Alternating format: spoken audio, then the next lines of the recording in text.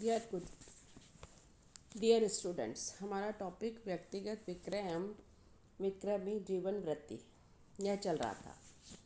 अब इसमें कुछ ही बाकी है जो हम आज इस टॉपिक को पूरा कर सकते हैं।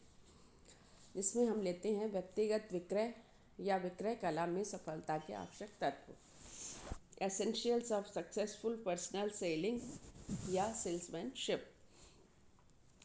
इसके कई स्टेप्स हैं, उन स्टेप्स के बारे में हम देख लेते हैं। सबसे पहले विक्रयकर्ता के व्यक्तिगत गुण। विक्रयकर्ता की सफलता के लिए आवश्यक तत्वों में हम सर्वप्रथम उसके व्यक्तिगत गुणों को महत्व देते हैं। उसके व्यक्तिगत गुण विक्रयकर्ता को बहुत बड़ी सीमा तक प्रभावित कर सकते हैं। अतः विक्रयकर्ता में वे सभी गुण या अधिकांश गुण होने चाहिए जो एक आदर्श विक्रयकर्ता में पाए जाते हैं। यहाँ पर यह उल्लेखनीय है कि एक आदर्श विक्रयकर्ता में शारीरिक, मानसिक, चारित्रिक, व्यावसायिक सभी तरह के गुण होने चाहिए। प्रत्येक विक्रयकर्ता को सफल होने के लिए उन गुणों का होना अपने भीतर विकास करना चाहिए। विक्रयकर्ता सभी गुण जन्मजात पैदा नहीं होते हैं और एक ही दिन में उत्पन्न भी नहीं किए जा सकते। अतः प्रत्येक विक्रयकर्ता को उन गुणों का विकास करने के लिए निरंतर प्रयास करना चाहिए। सेकंड, विक्रय की जाने वाली वस्तु का ज्ञान।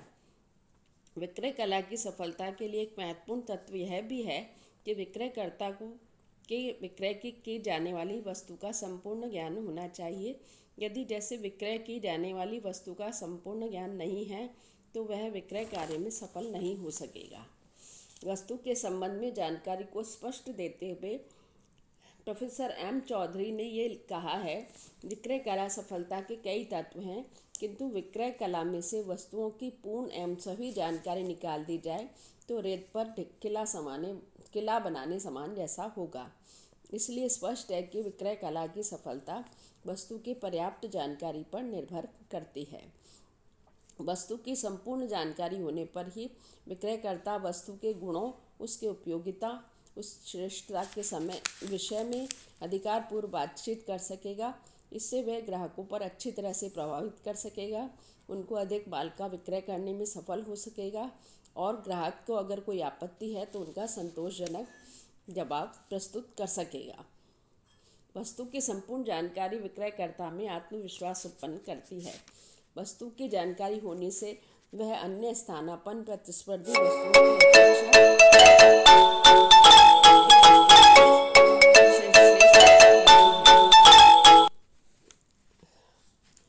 वह अपनी वस्तुओं के विभिन्न उपयोगों को, विशेषताओं को, सावधानियों को आदि जानकारियों को ग्राहक तक पहुंचाकर अधिक संतोषजनक ढंग से विक्रय संपन्न कर सकता है। इस सभी दृष्टिकोणों से प्रत्येक विक्रयकर्ता अपने विक्रय संबंध के अनेक बातों का जानकारी होनी चाहिए, जैसे वस्तु का नाम, उसकी विशेषताएं, निर्माण विधि, प्रयुक्त सामग्री, उपयोग, प्रयोग विधि, रखरखाव विधि, वस्तु की प्रतिस्पर्धात्मक स्थिति, आकर्षक के कारण, वस्तु की स्थिति, वस्तु की पैकिंग, डिज़ाइन, किस्म, वस्तु के उपयोग में बरती जाने वाली सावधानियाँ, स्थानापन्न वस्तु की प्रतिस्पर्धात्मक क्षमता तथा अन्य प्रतिस्पर्धी स्थानापन्न वस्तुओं की तुलना में कुछ मूल्यों की कुछ ऐसी बातें जिनको विक्रयकर्ता को पूर्णतया से जानकारी होनी चाहिए। थर्ड, इसमें आता है संस्था के बारे में पूर्ण जानकारी। आजकल विक्रयकर्ता केवल माल का ही विक्रय नहीं करता बल्कि संस्था की प्रतिष्ठा का भी सौदा करता है। वह माल बेचता है तब उस माल के साथ उस संस्था की ख्याति, प्रतिष्ठा, प्रसिद्धि भी होती है। अतः विक्रयकर्ता को संस्था की प्रतिष्ठा, ख्याति का पूरी तरह से ध्यान रखना चाहिए। प्रत्येक संस्था की प्रतिष्ठा, ख्याति संस्था के अस्तित्व, उसके सेवाओं, वस्तुओं, परंपराओं, मान्यताओं, आदर्शों के आधार पर बनती है। इन सभी की जानकारी विक्रयकर्ता को होनी चाहिए। वह वस्तुओं को विक्रय करते समय अपने संस्था का गर्व के साथ नाम दे सकता है। इसमें उसका आत्मविश्वास बढ़ता है और इतना ही नहीं, संस्था के बारे में जानकारी करके अपनी कार्यप्रणाली को वो अपने अनुसार ढाल सकता है। अतः प्रत्येक विक्रयकर्ता को संस्था के बारे में सभी बातों की जानकारी होनी चाहिए, जैसे कंपनी के उद्योग का इतिहास, कंपनी के कर्मचारी या श्रम संबंध, कंपनी के संयंत्र, विक्रय कार्यालय, गोदाम की शाखाएं, वित्तीय स्थिति, प्रबंधकीय नीतियां, वितरण विधियां, संस्था का संगठन, अनुसंधान विकास, उद्योग में प्रतिस्पर्धात्मक स्थिति, विक्रय की मात्रा, लाभार्जन क्षमता, सामाजिक कार्य प्रदान की जाने वाली विशिष्ट सेवाएं इत्यादि। नेक्स्ट इसमें आता है ग्राहकों की जानकारी, नॉलेज ऑफ कस्टमर्स। विक्रय कला में सफलता प्राप्त करने के लिए विक्रयकर्ता को ग्राहक की संपूर्ण जानकारी भी होनी चाहिए। उसे ग्राहकों की जानकारी दो प्रकार से प्राप्त हो सकती है, संस्था द्वारा किए गए बाजार अनुसंधान के निष्कर्षों से और डायरेक्ट ग्राहकों के संपर्क से। कई संस्थाएं बाजार अनुसंधान या बाजार विश्लेषण करके अपने ग्राहकों के बारे में कई सूचनाएं एकत्र कर लेती हैं, पर जब विक्रयकर्ता बाजार में जाता है तो उसे उपलब्ध करा देती हैं। परंतु प्रत्येक विक्रेता इन सूचनाओं पर ही निर्भर नहीं रह सकता है। उसे ग्राहकों से व्यक्तिगत संपर्क करके ग्राहकों की प्रकृति का भी अध्ययन करना चाहिए। सूचना के माध्यम से कोई भी क्यों नहीं हो, प्रत्येक विक्रेता को ग्राहकों के बारे में दो बातें अवश्य जाननी चाहिए। पहली, ग्राहक के उद्देश्य क्या हैं और दूसरी, ग्राहक का स्वभाव या प्रकृति क्या है। तो ग्राहक के क्रय उद्देश्य में ग्राहक किसी न किसी उद्देश्य से प्रेरित होकर माल खरीदता है। सामान्यतः ग्राहक के क्रय उद्देश्यों को तीन भागों में बांटा जाता है। पहला, भावना प्रधान उद्देश्य, जिनमें क्रय करते समय ग्राहक की भावनाएं अधिक महत्वपूर्ण होती है। द्वितीय, विवेक प्रधान उद्देश्य, जिसमें क्रय करते समय मनुष्य की विवेकशील प्रणाली के तरह माल के गुण दोषों का विश्लेषण करता है और खरीदने या नहीं खरीदने का निर्णय लेता है। तीसरी, संरक्षण प्रधान उद्देश्य, जिसमें ग्राहक माल किसी विशेष दुकान, विक्रयकर्ता, निर्माता, ब्रांड आदि को खरीदना चाहता है।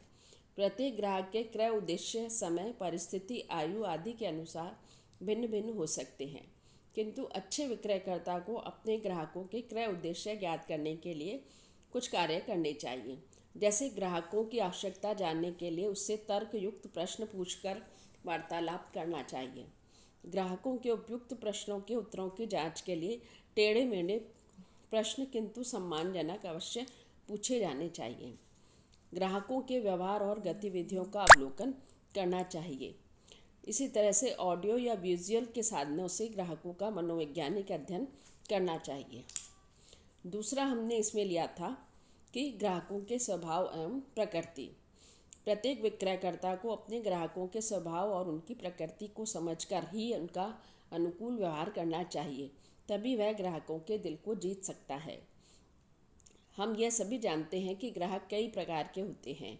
उम्र के आधार पर बालक, युवा, अधेड़, वृद्ध व्यक्ति, लिंग के आधार पर स्त्री, पुरुष, लड़का, लड़की, बच्चा, बच्ची, व्यक्तिगत चरित्र के आधार पर शांत, झगड़ालू, उतावले, गंभीर, चंचल, निर्भर, आत्मनिर्भर, स्पष्ट, भ्रमित, आलोचक, डरपोक आदि। विक्रयकर्ता को ग्राहकों की प्रकृति के अनुरूप ही अपना व्यवहार निर्धारित करना चाहिए, तभी वह अपने कार्य में सफल हो सकता है। और लास्ट है विक्रय विधि का ज्ञान, नॉलेज ऑफ सेलिंग सीक्वेंस। विक्रयकर्ता की सफलता के लिए एक अंतिम किंतु अत्यंत महत्वपूर्ण बात यह है कि उसे विक्रय विधि की जानकारी भी होनी चाहिए। ग्राहक के दुकान पर पहुंचते ही उसे भेंट के लिए ग्राहक के पास माल नहीं बिक जाता है। माल का संतोषप्रद ढंग से विक्रय करने की एक लंबी प्रक्रिया है। प्रत्येक विक्रयकर्ता को इस प्रक्रिया की जानकारी होनी चाहिए, बल्कि उसको व्यवहार में भी अपना लेना चाहिए। तो ये हमने देखा कि विक्रय कला में सफलता के आवश्यक तत्व क्या हैं। अब हम देखते हैं कि विक्रय कला के स्टेप्स क्या हैं या इनके पद या चरणक्रम या अनुक्रम क्या हैं। Steps in selling process sequence. तो सबसे पहले हम इसमें करते हैं ग्राहकों की खोज। यानी ग्राहकों की खोज करना। विक्रय प्रक्रिया का प्रथम चरण संभाव्य ग्राहकों की खोज करने के साथ प्रारंभ होता है। संभाव्य ग्राहक वह व्यक्ति संस्था जिसे वस्तु की आवश्यकता है और जो खरीदने की क्षमता रखता है। भावी ग्राहक खोज करना विक्रय का जीवन रक्त माना जाता है। इसके विपरीत यदि आप ग्राहकों को जोड़ना बंद कर देंगे तो मृत्यु कारक रक्तपात के समान हो जाता है। काउंटर पर बैठे विक्रयकर्ता के लिए भावी ग्राहकों को खोजने की आवश्यकता नहीं पड़ती है, लेकिन भ्रमणकारी विक्रयकर्ताओं को संभाव्य ग्राहकों की खोज करनी पड़ती है। ऐसे विक्रयकर्ता ग्राहकों की खोज निम्न स्रोतों से करते हैं, जैसे परिवार और मित्रों से, जातीय संगठनों से, वर्तमान ग्राहकों से, व्यापारियों से, टेलीफोन से, व्यापार व पेशेकर निर्देशिकाओं से, सेवा संगठनों से, भवन सूची से, समाचार पत्रों से, विज्ञापन से, दुकान प्रदर्शनियों और कार्यालयों से, आयकर विभाग से या जन प्रतियोगिता से। इसके अलावा और भी कई सोर्स हो सकते हैं जिससे हम ग्राहक के नाम पते प्राप्त कर सकते हैं। इसके बाद आता है प्रारंभिक तैयारियां करना। जब विक्रयकर्ता के भावी ग्राहकों के नाम पता हो जाते हैं तो उसे प्रारंभिक तैयारियां कर लेनी चाहिए। सर्वप्रथम अपने संभाव्य ग्राहकों के बारे में जानकारी प्राप्त करनी चाहिए। उसे ग्राहक से संपर्क करने से पूर्व उनके बारे में जितनी भी सूचनाएं प्राप्त हो सके प्राप्त करने की कोशिश करनी चाहिए। वह अपने भावी ग्राहकों के बारे में जितनी सूचनाएं प्राप्त कर लेगा वह उतना ही सफल हो सकेगा। विक्रयकर्ता जितने अधिक भावी ग्राहक के बारे में जानता है वह उस व्यक्ति के आवश्यकता के अनुरूप उतना ही अच्छा प्रस्तुतिकरण करता है। जब हम ग्राहक के बारे में सभी कुछ जान लेते हैं विक्रय वार्तालाप के द्वारा, जैसे एक सामान्य पढ़ी लिखी गृहिणी से बात करने और एक इंजीनियर संभाव्य ग्राहक से बात करने में अंतर रहता है। सामान्य गृहिणी वस्तु के संबंध में सामान्य बातों से ही प्रसन्न रहती है, जबकि इंजीनियर व्यक्ति को वस्तु की टेक्निकल बातों को जानकारी प्राप्त करना चाहेगा। अतः विक्रयकर्ता को अपने ग्राहकों के बारे में उनकी जानकारी उनके भेंट से पहले ही कर लेनी चाहिए, जिससे ग्राहक की आयु, लिंग, वैवाहिक स्थिति, आय का साधन, धैर्य, शिक्षा, मित्र, आदतें, शौक, राजनीतिक मान्यताएं, वर्तमान क्रय योजनाएं, क्रय के उद्देश्य इत्यादि। विक्रयकर्ता को केवल अपने ग्राहकों के बारे में ही नहीं, उसे अपने द्वारा बेचे जाने वाली वस्तुओं की भी पूरी जानकारी होनी चाहिए। ग्राहकों से मिलने वाले पूर्व उससे भौतिक शरीर पर भी ध्यान देना चाहिए। साफ एवं उचित कपड़े, बाल, मूछें आदि विशेष रूप से ध्यान में रखकर अपने आप को भले और विश्वसनीय व्यक्ति के रूप में तैयार रहना चाहिए। प्रारंभिक तैयारी अधूरी ही रहेगी यदि वह इन बातों पर विचार नहीं करता है तो भावी ग्राहकों से मिलते समय यह उत्पन्न हो सकता है।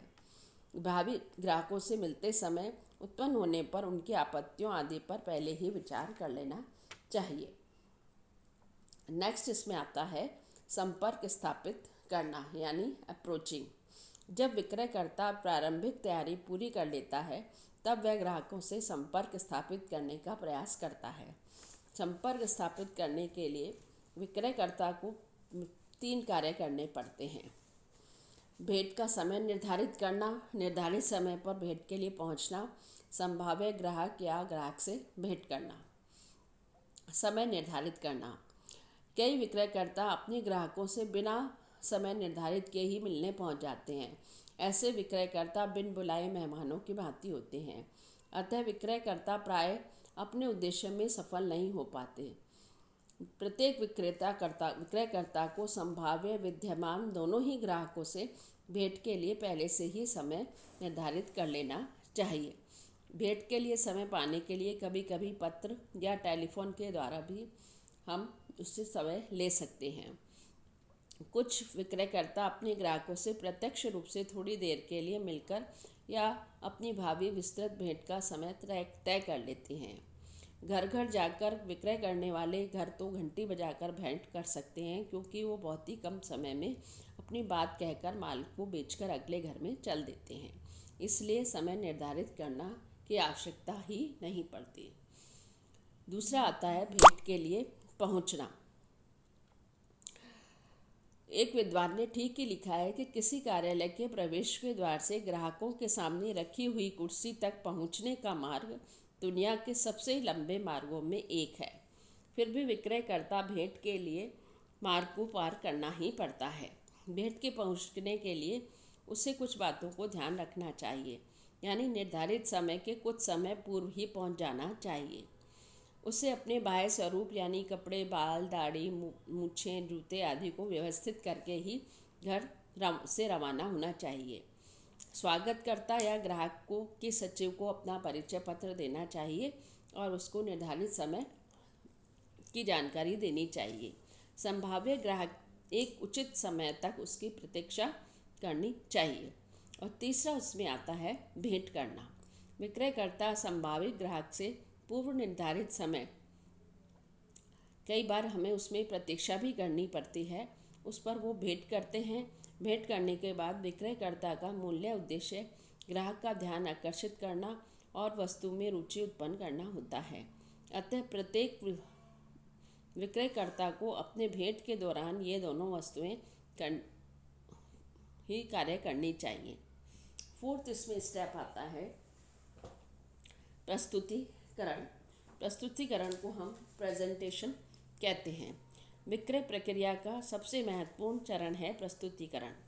प्रस्तुतिकरण वह है जिसमें विक्रयकर्ता अपने माल या सेवा को संभाव्य ग्राहक के समक्ष प्रस्तुत करता है। प्रस्तुतिकरण के समय विक्रयकर्ता को अपने माल के बारे में सभी बातें बतानी चाहिए। उसके वस्तुओं के गुणों और लाभों को ही नहीं बताना चाहिए, बल्कि यह भी बताना चाहिए कि उसके माल का किस प्रकार उसकी आवश्यकता को संतुष्ट कर सकता है। तो यह विक्रयकर्ता के प्रस्तुतिकरण के रूप में दिया जा सकता है। प्रस्तुतिकरण जो है पूरी कंप्लीट होनी चाहिए।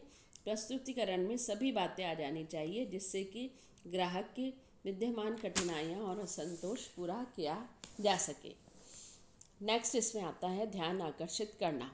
भावी ग्राहक का ध्यान आकर्षित करना भी बहुत कठिन होता है, किंतु व्यवस्थम अधिकारियों का माल बेचने के लिए उनसे समय प्राप्त करने पड़ता है। अतः विक्रयकर्ता ऐसी ही बातों को करनी चाहिए जिससे कि संभाव्य ग्राहकों का हित निहित होता है। विक्रयकर्ता संभाव्य ग्राहकों से निम्न तरीकों से आकर्षित कर सकता है। ईमानदारी के साथ अभिवादन एवं प्रशासन करके, महत्वपूर्ण नाम का संदर्भ देकर, विशिष्ट समस्या का संदर्भ देकर, अनुसंधान या रुचिप्रद आंकड़ों का संदर्भ देकर, रुचिप्रद यानी एग्जीबिशन दिखाकर, सहायता या सेवा प्रस्ताव करके, मुफ्त भेंट का प्रस्ताव करके, कौतूहल पैदा करके, घटना का वर्णन करके, कहानी कहकर या वस्तु के लाभ बताकर। फुटकर व्यापारी ग्राहकों को आकर्षित करने के लिए वातायन यानी विंडो डिस्प्ले, काउंटर डिस्प्ले और वॉल डिस्प्ले आदि का प्रयोग कर सकते हैं। सिक्स इसमें आता है रुचि उत्पन्न करना। जब संभाव्य ग्राहक का ध्यान विक्रयकर्ता अपनी ओर आकर्षित कर लेता है तो उसे रुचि उत्पन्न करने में आसानी होती है। मनोवैज्ञानिकों ने ग्राहक को 3 प्रकार की रुचियां बताई हैं: मानवीय रुचि, सूचना रुचि और नवीनता रुचि। विक्रयकर्ता को ग्राहकों के वस्तु के अनुसार रुचि उत्पन्न करने का प्रयास करना चाहिए। उनसे पूछना चाहिए कि उनकी आवश्यकताओं और समस्याओं पर विचार करना चाहिए। इससे वस्तु की रुचि उत्पन्न की जा सकती है। विक्रयकर्ता जब ग्राहक में रुचि उत्पन्न करता है तो संभाव्य ग्राहक विक्रयकर्ता की बातें ध्यान से सुनना पसंद करता है। अतः विक्रयकर्ता को यह सिद्ध करते हुए कि अभी तक वस्तुओं के क्रय करने से वे लाभ नहीं हुए हैं जो होने चाहिए, तत्पश्चात उनको बताना चाहिए कि उसके द्वारा प्रस्तावित वस्तु किस प्रकार उसके लिए अधिकाधिक लाभदायक हो सकती है और किस प्रकार ग्राहक की समस्याओं के समाधान में योगदान दे सकती है। साथ ही विक्रयकर्ता यह भी बता सकता है कि उसकी वस्तु को क्रय करने से उसके सम्मान और गर्व में किस प्रकार वृद्धि हो सकती है। इसी प्रकार कुछ एक अन्य बातें जिनकी ओर रुचि और अधिक गहरी वस्तुओं पर ध्यान देना चाहिए। नेक्स्ट इसमें आता है अराउजिंग डिज़ायर, इच्छा उत्पन्न करना। जब भावी ग्राहक वस्तु के प्रति रुचि उत्पन्न करता है तो उसकी वस्तु के प्रति इच्छा भी उत्पन्न करनी चाहिए। यानी ग्राहक वस्तु की प्रभावपूर्ण आवश्यकता अनुभव करने लगे। इस हेतु विक्रयकर्ता को अपने ग्राहकों को सुझाव और सलाह भी देनी चाहिए। ऑल्फ्रस ग्रोस ने इसको 3 स्तर पर बांटा है, 3 स्टेप्स बताए हैं। आवश्यकताओं का पता लगाना एवं असंतुष्टि का स्पष्टीकरण। दूसरा, यह बताना कि अपनी वस्तु किस प्रकार क्रेता की आवश्यकताओं की पूर्ति करेगी। तीसरा, उन लाभों को बताना जो वस्तु के क्रय से हो सकते हैं। तो इन स्तरों से क्रमशः गुजरने पर ग्राहक में प्रभावशाली इच्छा उत्पन्न हो सकती है। विक्रयकर्ता ग्राहक की तीव्रता में उत्पन्न करने के लिए उसे वस्तुओं का प्रदर्शन भी करना चाहिए। इस हेतु विक्रयकर्ता को चार्ट, ग्राफ, फोटो, मॉडल, विज्ञापन, नमूने, भेंट वस्तुएं, फिल्में, स्लाइडें, प्रमाण पत्र, ये सभी साधनों का उपयोग भी करना चाहिए। वस्तु का प्रदर्शन करके ग्राहक को यह बताने का प्रयास करना चाहिए कि किस प्रकार आवश्यकता की पूर्ति होगी। उसे ये भी बताना चाहिए कि किस प्रकार भावनाओं की संतुष्टि कर सकता है। नेक्स्ट आता है आपत्तियों का निवारण एवं विश्वास उत्पन्न करना। विश्वास तब उत्पन्न किया जा सकता है जबकि ग्राहक यह अनुभव करता है कि वस्तु के बारे में विक्रयकर्ता द्वारा कही गई बातें सही हैं तथा वस्तु उसकी आवश्यकता की पूर्ति तथा संतुष्टि के लिए उपयुक्त है। विश्वास उत्पन्न करने के लिए विक्रयकर्ता को ग्राहक द्वारा पूछे गए प्रश्नों और उठाई गई आपत्तियों एवं शंकाओं का संतोषजनक समाधान करना चाहिए। या संक्षेप में यह कहें कि ग्राहक को अगर किसी वस्तु के प्रति विश्वास उत्पन्न करना है तो उसे निम्नलिखित प्रयास करने चाहिए। ग्राहकों की समस्याओं के निवारण करने में सहयोग का वायदा करके, ग्राहकों की आपत्तियों को दूर करके, ग्राहकों के द्वारा पूछे गए प्रश्नों का उत्तर देकर, वस्तु की जांच एवं प्रदर्शन करके, प्रमाण स्वरूप वस्तुओं के विशेषों का संदर्भ देके, गारंटी की प्रतिज्ञा करके, वस्तु का प्रभाव बताकर, तथ्य एवं तर्क देकर, विक्रेता की ख्याति बताकर, क्लेम का अधिकार देकर और प्रतिष्ठा की आवश्यकता बताकर। इसके बाद हम लेते हैं उपसंहार या आदेश प्राप्त करना। जब संभाव्य ग्राहक के मन में अनेक शंकाओं और आपत्तियों का निवारण कर दिया जाता है तब उसके मन में माल या सेवा के प्रति विश्वास भाव जागृत होता है। तब विक्रयकर्ता को विक्रय प्रक्रिया का अंत या उपसंहार करना चाहिए। विक्रय प्रक्रिया में इस चरण में संभाव्य वस्तु के क्रय करने या न करने का निर्णय लेता है। अतः विक्रयकर्ता को इस समय विशेष सावधानी एवं चतुराई से काम लेना चाहिए। उसे असंभाव्य ग्राहक को ग्राहक में परिवर्तित करने का प्रयास करना चाहिए, जैसे क्रयादेश के लिए पूछताछ करना, जांच का अंत करना, गर्भित स्वीकृति स्पष्ट करना, विशिष्ट प्रेरणा देना, जटिल परिस्थितियों को बताकर जैसे माल समाप्त हो सकता है, 2 या 3 विकल्पों में से चयन करने की सलाह देना, छोटी छोटी बातों पर निर्णय में सहयोग देना, ठहराव स्वीकार उत्पन्न करके प्रयास करना, आश्वासन देना, अधिकारपूर्वक कहकर वस्तु के चयन की प्रशंसा करना। और लास्ट है इसमें विदाई या अनुवर्तन, फॉलोअप। संभाव्य ग्राहक से माल का आदेश प्राप्त हो या न हो, विक्रयकर्ता को ग्राहक से विदाई तो लेनी ही पड़ती है,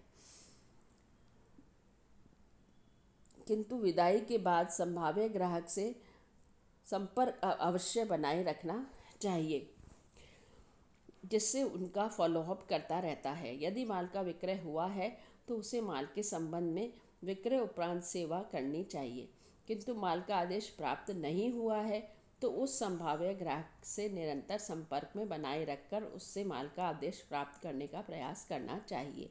इस हेतु संभाव्य ग्राहकों की शंकाओं का निवारण करना चाहिए एवं संस्था के प्रति विश्वास एवं आस्था उत्पन्न करनी चाहिए।